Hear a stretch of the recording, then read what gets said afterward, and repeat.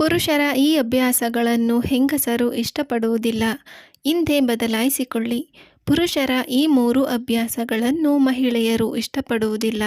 ಪುರುಷ ಮತ್ತು ಮಹಿಳೆಯ ನಡುವಿನ ಸಂಬಂಧವು ನಂಬಿಕೆ ಎಂಬ ಸೂಕ್ಷ್ಮ ದಾರದಿಂದ ಬಂಧಿಸಲ್ಪಟ್ಟಿದೆ. ನೀವು ಗಂಡ ಹೆಂಡತಿ ಅಥವಾ ಲಿವ್ ಇನ್ ಪಾಲುದಾರರಾಗಿದ್ದರೂ ಪರವಾಗಿಲ್ಲ.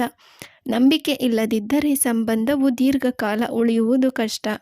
ಒಟ್ಟಿಗೆ ವಾಸಿಸುವ ದಂಪತಿಗಳು ಪರಸ್ಪರ ಸಂವಹನ ನಡೆಸುವುದು ಅವಶ್ಯಕ. ಇಲ್ಲದಿದ್ದರೆ ಯಾರಾದರೂ ನಿಮ್ಮ ಜೀವನದಲ್ಲಿ ಏನನ್ನಾದರೂ ಮರೆಮಾಡುತ್ತಾರೆ ಎಂದು ಭಾವಿಸುತ್ತಾರೆ. ಕೆಲವೊಮ್ಮೆ ಹುಡುಗರು ಸಹ ತಪ್ಪುಗಳನ್ನು ಮಾಡುತ್ತಾರೆ. ಅದನ್ನು ಒಪ್ಪಿಕೊಳ್ಳಲು ಬಯಸುವುದಿಲ್ಲ ಮತ್ತು ಹಠಮಾರಿತನದಿಂದಾಗಿ ಸಂಬಂಧವು ಮುರಿದು ಹೋಗುತ್ತದೆ.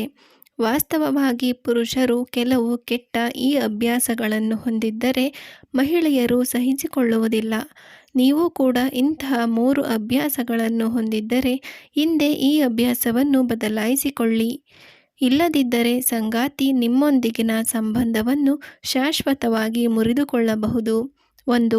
ಅನೇಕ ಪುರುಷರು ತಮ್ಮ ಸ್ತ್ರೀ ಸಂಗಾತಿಗೆ ಗದರಿಸುವ ಮೂಲಕ ಮಾತನಾಡುತ್ತಾರೆ ಮತ್ತು ಹೆಚ್ಚಿನ ಅರ್ಹತೆ ಮತ್ತು ಪ್ರತಿಷ್ಠೆಯನ್ನು ಪ್ರತಿಪಾದಿಸಲು ಪ್ರಾರಂಭಿಸುತ್ತಾರೆ. ಹುಡುಗಿಯರು ತಮಗೆ ಗೌರವ ನೀಡುವವರನ್ನು ಇಷ್ಟಪಡುತ್ತಾರೆ. ಅವಮಾನಿಸುವ ಪುರುಷರನ್ನು ಮಹಿಳೆಯರು ಇಷ್ಟಪಡುವುದಿಲ್ಲ. 2. ಹೆಚ್ಚಿನ ಪುರುಷರು ಶುಚಿತ್ವವನ್ನು ಇಷ್ಟಪಡುತ್ತಾರೆ, ಆದರೆ ತಮ್ಮನ್ನು ತಾವು ಸ್ವಚ್ಛವಾಗಿರಿಸಿಕೊಳ್ಳುವ ಬಗ್ಗೆ ತಲೆಕೆಡಿಸಿಕೊಳ್ಳುವುದಿಲ್ಲ.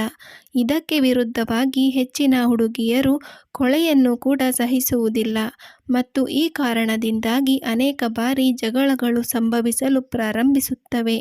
ಅದು ನಂತರ ಸಂಬಂಧ ಮುರಿದು ಬೀಳಲು ಕಾರಣವಾಗುತ್ತದೆ. 3. ಕೆಲವು ಹುಡುಗರಿದ್ದಾರೆ. ಅವರು ಸಂಬಂಧದಲ್ಲಿದ್ದರೂ ಇತರ ಹುಡುಗಿಯರೊಂದಿಗೆ ಫ್ಲರ್ಟಿಂಗ್ ಮಾಡುವುದನ್ನು ನಿಲ್ಲಿಸುವುದಿಲ್ಲ. ಅಂತಹ ಪರಿಸ್ಥಿತಿಯಲ್ಲಿ ಸ್ತ್ರೀಯರು ತನ್ನ ಸಂಗಾತಿಯು ಸಂಬಂಧದ ಬಗ್ಗೆ ಗಂಭೀರವಾಗಿಲ್ಲ ಎಂದು ಭಾವಿಸುತ್ತಾರೆ. ಅದನ್ನು ಬಿಡುವುದು ಉತ್ತಮ. ಪುರುಷರ ಈ ಅಭ್ಯಾಸಗಳನ್ನು ಮಹಿಳೆಯರು ಅಸುರಕ್ಷಿತರನ್ನಾಗಿಸುತ್ತವೆ. ಕೆಲವು ಪುರುಷರು ತಮ್ಮ ಸ್ವಂತ ಆಯ್ಕೆಗಳ ಬಗ್ಗೆ ಬಹಳ ಜಾಗೃತರಾಗಿರುತ್ತಾರೆ, ಆದರೆ ತಮ್ಮ ಜೀವನ ಸಂಗಾತಿ ಇಷ್ಟಪಡುವ ಮತ್ತು ಇಷ್ಟಪಡದಿರುವ ಬಗ್ಗೆ ಕಾಳಜಿ ವಹಿಸುವುದಿಲ್ಲ. ಪುರುಷರ ಈ ಸ್ವಯಂ ಗೀಳು ಸಂಬಂಧಗಳ ವಿಘಟನೆಗೆ ಕಾರಣವಾಗುತ್ತದೆ ಎಂಬುದನ್ನು ನೆನಪಿಡಿ. ಪುರುಷರು ಪದೇ ಪದೇ ಸುಳ್ಳನ್ನು ಹೇಳುತ್ತಿದ್ದರೆ ಅವರ ಸಂಬಂಧ ಮುರಿಯುವುದು ಖಚಿತ. ಅಂತಹ ಪರಿಸ್ಥಿತಿಯಲ್ಲಿ ನೀವು ಸ್ತ್ರೀ ಸಂಗಾತಿಯ ನಂಬಿಕೆಯನ್ನು ಮುರಿದರೆ ನೀವು ಅವಳನ್ನು ಅನುಮಾನಿಸಿದಂತೆ. ಈ ಸಂಬಂಧದಲ್ಲಿ ಪಾರದರ್ಶಕವಾಗಿರಿ ಮತ್ತು ಪರಸ್ಪರ ಏನನ್ನೂ ಮುಚ್ಚಿಡಬೇಡಿ. ಈ ಮಾಹಿತಿ ನಿಮಗೆ ಇಷ್ಟವಾಗಿದ್ದಲ್ಲಿ ಒಂದು ಲೈಕ್ ಮಾಡಿ ಹಾಗೂ ತಪ್ಪದೆ ಈ ಚಾನಲನ್ನು ಸಬ್ಸ್ಕ್ರೈಬ್ ಆಗಿ. ಧನ್ಯವಾದಗಳು.